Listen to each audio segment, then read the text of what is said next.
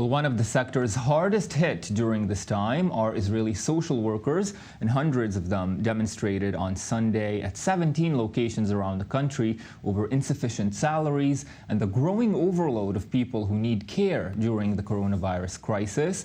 In Hadera this hour, I'm joined by therapist Lila Achron, a social worker and the director of domestic violence in the Hofa Carmel Regional Council. Thank you, Ms. Ron, for joining us this hour so we can get a better view of yet another sector in Israel being really hardly hit by this time. But as we know, unfortunately, social workers in Israel haven't had a fair share even before the pandemic. How has the coronavirus made it even worse?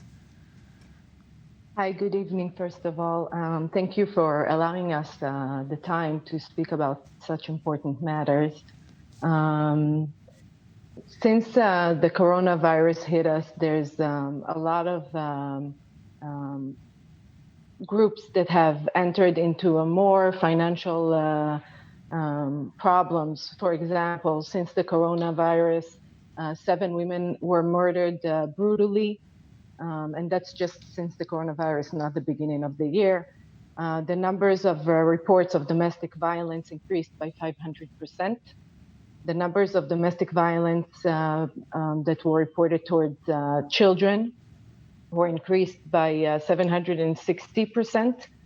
There was a dramatic increase in unemployment rate, 25% unemployment rate. Well, everyone knows that. We see them demonstrating in Kikar Rabin. There's a dramatic increase of symptoms of anxiety. People that we treat usually, and now that we are on strike, it gets even worse. They don't get the treatment. No one really cares about the transparent people. We are transparent because we deal with transparent people. We take care of the people that the society doesn't want to hear about. And that's why I started by thanking you for allowing the stage to talk about them. I want to say that a social worker in the local authorities are handling, one social worker handles an average of 300 families, which means 1,500 people alone. This is her caseload. This is what she is supposed to deal with, 300 families just on her own. And now that their hardship increased, it's going to be even, if it was ridiculous before, it's now going to get even worse with all the symptoms that are getting to be extreme. So obviously these numbers are extremely concerning. It started before the pandemic and obviously getting worse. Ms. Ron, what are your demands of the state, and do you feel like anyone is listening to the strike that is now ongoing and the protests that we saw across the country? I will start with a positive note, and I will say that our clients, the people that we treat, support us. We hear it during our protest, we hear it when we announce the strike. People understand, they see, and they want us to treat less families so that we'll have time to treat them with the respect that they deserve. So our clients do understand. We also see our coworkers in the authorities. For example, where I work at Hofa Carmel, our regional council is supporting us by coming on Tuesday, and his deputy, Asif Isaac and Rafi Avni are joining us in our protest, and they called everyone at the regional council employees to join us.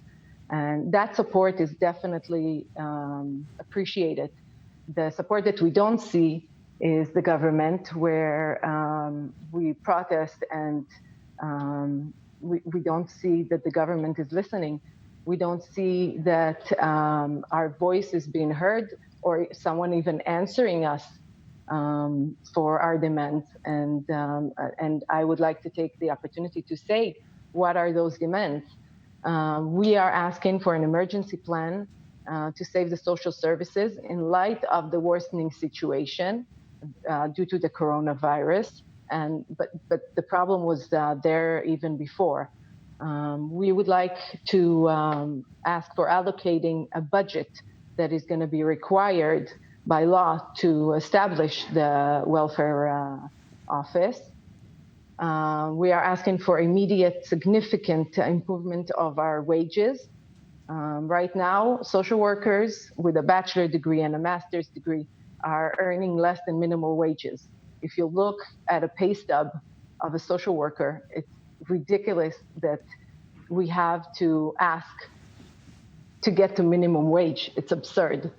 We are entering into a negotiation, and we're not going to stop. We're going to continue the strike until our demands are answered. We are asking not to be part of the budget cuts, absurd as it sounds, but it's part of the things that we're afraid that's going to happen. That who are they going to cut the budget from? From the people that no one wants to hear about. Domestic violence, inmates that don't get released because the social workers can't go and interview them at the jails. People get arrested. No one is there to see them and see if they can recommend any type of a program, treatment program, to release them from jail. Kids that are at risk. No one is answering their calls right now. And all these things, and no one from the government is even talking about it. No one is answering. They don't even... I'd like to first thank you for bringing to the fore all these issues that most Israeli citizens don't hear about every day. And we certainly hope that your demands are met, even though it sounds far-fetched, not just for the benefit of social workers, but for the benefit of everyone in Israel who needs the care and that the social workers provide. Thank you so much for being with us this hour. Thank you. Thank you again.